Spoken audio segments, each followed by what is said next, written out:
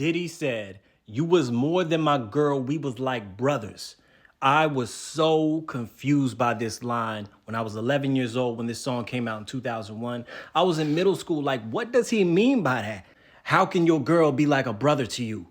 What kind of brotherhood are we talking about? Are we talking about blood brothers or are we talking about friendship brothers? Either way, it's weird. Either way, it makes no sense.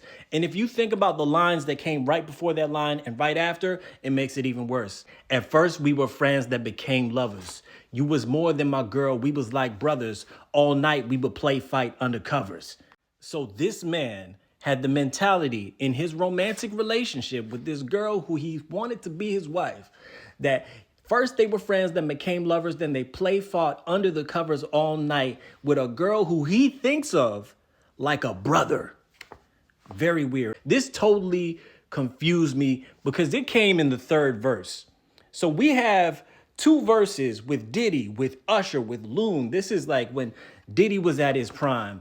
Usher was in his prime. Loon was in his prime. This is one of the best romantic R&B hip hop tracks ever. This was a hit song. So we're in this for two verses of all these romantic bars that make sense about, I need a girl to ride, ride, ride. I need a girl to make my wife. I need a girl who's mine, oh mine. I need a girl in my life. It all makes sense until we get to that bar. And then Diddy blindsides us.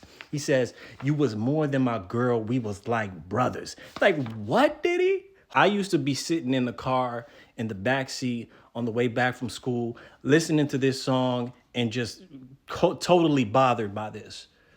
And it didn't make sense until the 2020s when all the allegations came out with Diddy about how he goes both ways and all the terrible things he did. I'm like, oh, okay.